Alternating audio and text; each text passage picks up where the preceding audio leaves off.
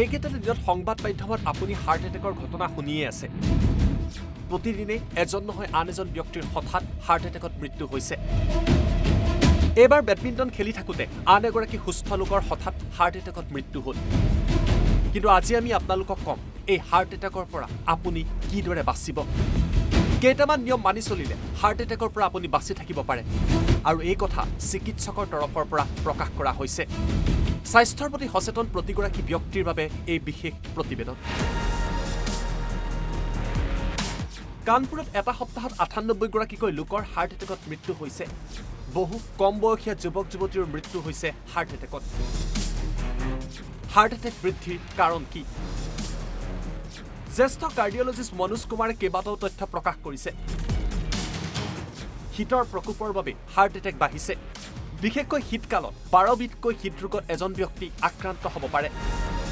চিকিৎসকে উল্লেখ কৰা মতে কোভিড আৰু পোষ্ট কোভিডৰ বাবেও हार्ट अटैकर संख्या बाढ़ी।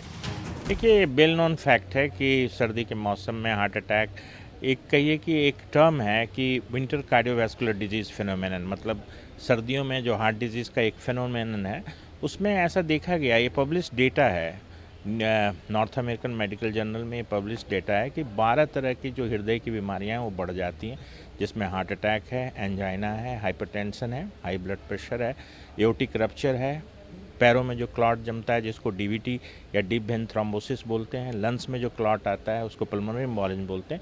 खास करके हार्ट अटैक जो होता है वो सर्दियों में बढ़ जा रहा है और अभी कई आपने रिपोर्ट देखे होंगे जहाँ काफ़ी ज़्यादा नंबर्स में हार्ट अटैक केसेज एक ही दिन में आए।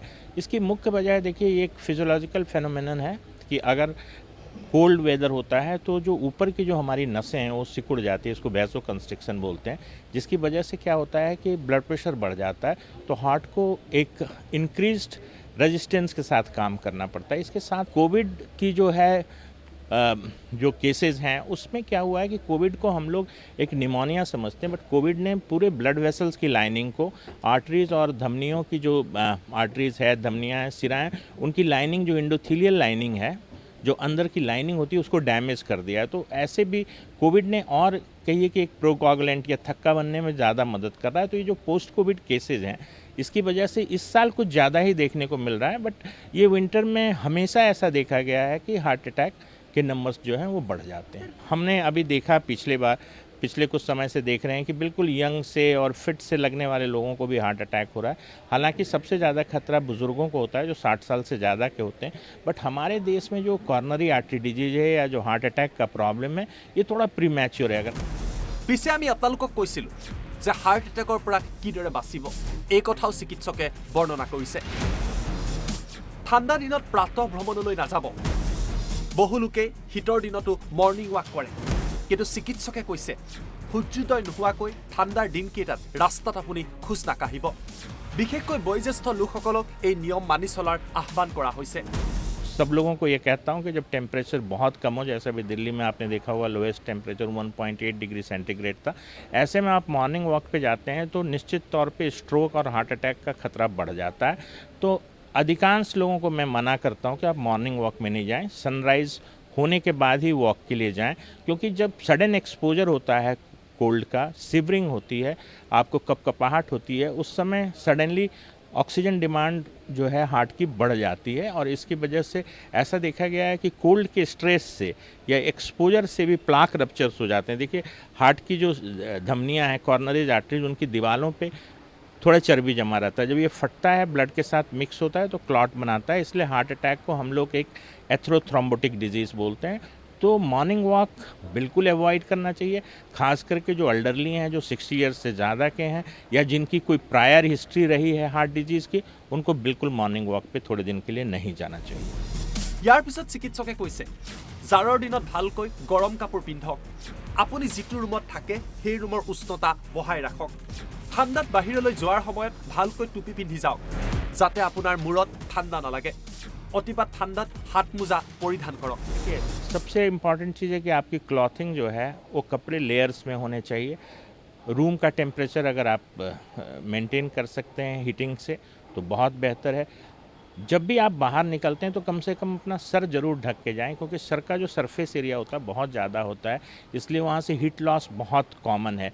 ग्लव्स पहने है, अपने सर पे पगड़ी बांधें या कुछ भी टोपी पहने, जिससे कि आपका जो हीट लॉस कम हो।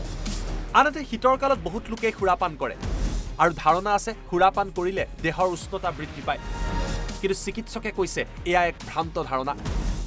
জাৰৰ দিনত সুৰাপান কমাওক, সিগাৰেট যদি আপুনি সেৱন কৰে সেয়াও কমাই আনক আৰু তাৰ লগতে ভাল খাদ্য খোৱাত গুৰুত্ব দিয়ক।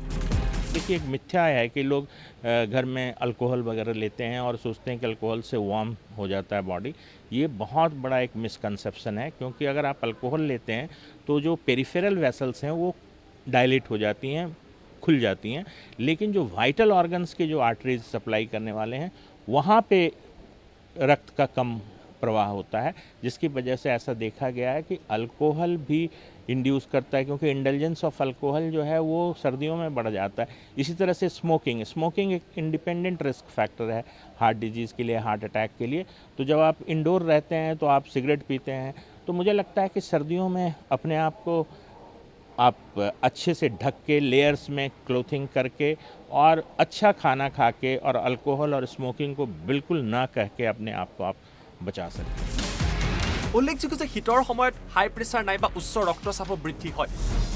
আপুনি যদি উচ্চ ৰক্তচাপত আক্ৰান্ত তেতিয়াহ'লে অধিক ড'জৰ ঔষধ লওক। উচ্চ ৰক্তচাপ বঢ়াৰ ফলতো বহু লোকৰ হাৰ্ট এটেক হৈছে আৰু চিকিৎসালয় নোযোৱাকৈ তেওঁলোক মৃত্যুক সাৱটি ল'বলগীয়া হৈছে। कि सर्दियों में जो ब्लड प्रेशर थोड़ा बढ़ जाता है और तमाम जो लोग ब्लड प्रेशर के मरीज़ हैं उनको अपनी दवा को टाइट्रेट करना पड़ता है, दवा का डोज बढ़ाना पड़ता है। तो विंटर इंड्यूस्ड ये जो हाई ब्लड प्रेशर जो होता है उसके लिए आपको दवा जो है जो आप पहले से ले रहे हैं शायद उससे ज़्यादा एक्स्ट्रा डोज लेने की ज़रूरत पड़े। और जिस तरह की घटना हुई कानपुर में और जो डेटा वहाँ से आया है उसमें बहुत सारे ऐसे लोग थे हार्ट अटैक के जो अपने अस्पताल तक इलाज के लिए नहीं पहुँच पाए, क्योंकि सडन कार्डियक डेथ का इंसिडेंस भी सर्दियों में काफ़ी बढ़ जाता है। डिफिनीसन अगर आप देखें सडन कार्डियक डेथ का तो सिम्टम्स या लक्षण शुरू होने के 1 घंटे के अंदर अगर मौत हो जाती है तो इसको हम लोग सडन कार्डियक डेथ बोलते हैं। तो मुझे लगता है कि सर्दियों में निश्चित तौर पे ज़्यादा सजग रहने की ज़रूरत है हार्ट डिजीज़ से बचने के लिए। ইয়াৰ পিছত চিকিৎসকে কৈছে সঠিক জীৱনশৈলী মানি চলক, ঘৰত থকাৰ সময়তো শৰীৰক জঠৰ হ'বলৈ নিদিব, কিবা এটা কৰি থাকক, প্ৰতিদিনে যোগাসন নাইবা শৰীৰ চৰ্চা কৰক। অৱশ্যে জাৰৰ দিনত মুকলি স্থানত শৰীৰ চৰ্চা কৰাৰ পৰা বিৰত থাকিবলৈ আহ্বান কৰা হৈছে। পৰাপক্ষত প্ৰতিদিনে এটা সময়ত মেডিটেশ্যন কৰক। सेडेंट्री लाइफ स्टाइल जो है 21st सेंचुरी का सबसे ज़्यादा मतलब कहिए कि इम्पॉर्टेंट रिस्क फैक्टर बन गया है। तो सर्दियों में लोग घर में दुबके रहते हैं और आउटडोर एक्टिविटीज़ बंद हो जाती है, तो निश्चित तौर से ये भी एक फैक्टर होता है। बट मुझे एक सुझाव है जो सब दर्शकों को मैं ये बताना चाहूँगा कि आप घर में ही एक्टिव रहिए, हाउस होल्ड एक्टिविटीज़ में एक्टिव रहिए, जिसकी वजह से आपको जो है आपका शिथिल नहीं पड़ेगा, आपका रूटीन जो है वो सेडेंट्री नहीं होगा, बट डेफिनेटली आउटडोर एक्टिविटीज़ को कम करना होगा। देखिए, जो रिकमेंडेड फिजिकल एक्सरसाइज है वो मॉडरेट इंटेंसिटी एक्सरसाइज आपको 150 मिनट पर वीक करनी चाहिए, और ये करनी चाहिए चाहे सर्दी हो चाहे गर्मी हो। बट ये है कि बाहर जाके खुले में एक्सरसाइज करने से बचना चाहिए।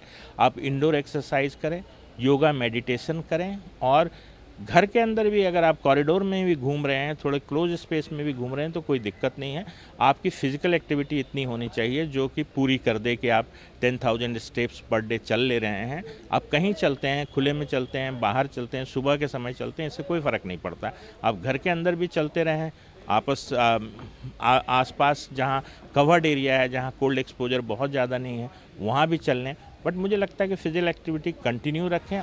সমান্তৰালভাৱে শৰীৰত ভিটামিন ডিও আপুনি কম হ'বলৈ নিদিব।